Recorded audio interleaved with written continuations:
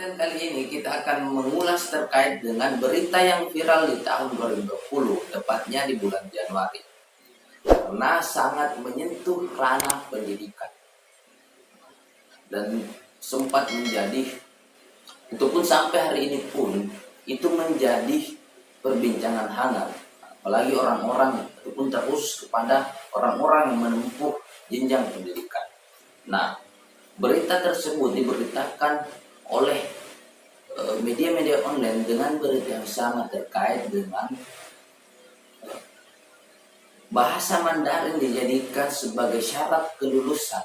Nah, atau secara fundamentalnya, Menteri Agama Fakhrul itu menginginkan agar supaya siswa madrasah aliyah menguasai bahasa Mandarin karena itu menjadi syarat kelulusan.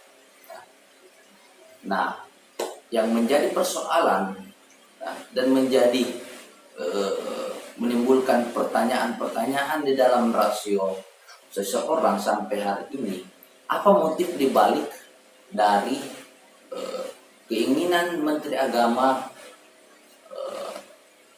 agar supaya bahasa Mandarin dijadikan syarat dari kelulusan itu sendiri. Nah, secara samar-samar bahasa Mandarin yang katanya ingin dijadikan syarat dari kelulusan itu kan sangat kontradiksi terkait dengan bagaimana potensi dalam diri manusia ya, yang menerima ataupun mengkonsumsi yang namanya ilmu pengetahuan. Karena berbicara masalah penguasaan bahasa, berbicara persoalan potensi dalam diri, penggalian potensi dalam diri, itu akan didapatkan sesuai dengan pengetahuan yang didapatkan selama mereka ingin mencari pengetahuan tersebut. Nah, ataupun selama mereka mendapatkan pengetahuan tersebut. Nah, yang menjadi persoalannya adalah ketika bahasa-bahasa ini, ya Pak, khususnya bahasa Mandarin pula, ya, itu kemudian dijadikan syarat kelulusan, itu kan seolah-olah orang-orang yang menjalani pendidikan ini itu didikte dan dia tidak bebas untuk memilih ataupun mengeluarkan imajinasi ataupun mengeluarkan bagaimana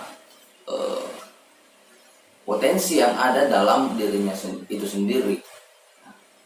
Nah, dalam sistem pendidikan kita tidak berbicara persoalan pendiktean antara semisal siswa dijadikan sebagai objek. Sebenarnya dalam pendidikan guru siswa itu sama. Dia sama-sama memiliki pengetahuan dan mampu bertengkar dalam berdiskusi. Nah, itu ketika berbicara pendidikan secara rasionalnya. Tapi ketika memang Menteri Agama betul-betul atau berita ini betul terkait dengan keinginannya menjadikan bahasa Mandarin sebagai syarat kelulusan, itu kan sangat keluar dari pendidikan secara idealnya ya. Karena itu tadi yang saya jelaskan terkait dengan bagaimana dalam sistem pendidikan itu sendiri. Nah, alasan dari Menteri Agama menginginkan agar supaya para siswanya ya, siswa madrasah aliyah menguasai bahasa-bahasa asing ataupun bahasa Mandarin. Ya, oke, saya secara individual juga saya mendukung ketika memang keinginannya untuk mengembangkan potensi dalam diri siswa itu sendiri. Berbicara persoalan bahasa Inggris, bahasa Arab, bahasa Mandarin. Oke, ketika memang keinginannya itu dikuasai, tapi yang menjadi persoalan jangan menjadikan kewajiban ataupun syarat dari kelulusan para siswa ini, karena itu akan menimbulkan disforia dalam diri siswa. Wah, saya sulit untuk lulus di sekolah ini, saya sulit lulus di perguruan ini dan sebagainya, karena saya sulit untuk menguasai bahasa asing tersebut.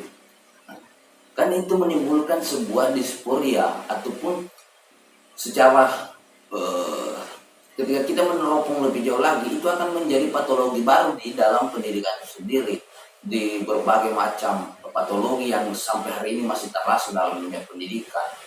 Nah, seolah-olah ya, atau secara samar-samar bahasa Mandarin ini menjadi sebuah capaian, dan di bawahnya itu orang berkompetisi ya, untuk mencapai yang namanya bahasa Mandarin ini. Para siswa itu bertarung di bawah untuk menggapai piala ini. Dalam hal ini adalah bahasa Mandarin. Kan itu berbicara kompetisi lagi. Apa bedanya dengan kompetisi dalam pasar? Ya. Kan ini kan ketika kita gambarkan itu bagian dari, atau sama halnya dengan bagaimana sistem kapitalisasi pendidikan itu sendiri, ketika kita gambarkan siklus dari polemik yang terjadi saat ini. Nah, Menteri Agama, saya tekankan sekali lagi bahwa ketika memang benar berita ini dan ingin diterapkan, maka ini akan menjadi patologi baru dalam pendidikan. Alangkah baiknya ketika para siswa itu dibebaskan untuk berpikir dan mencari bagaimana kenyamanan pikirannya untuk bersemayam kepada satu objek sendiri. Bukan berarti kita harus mendikte mereka. Salah satu analoginya saja, ya, ketika kita didikte untuk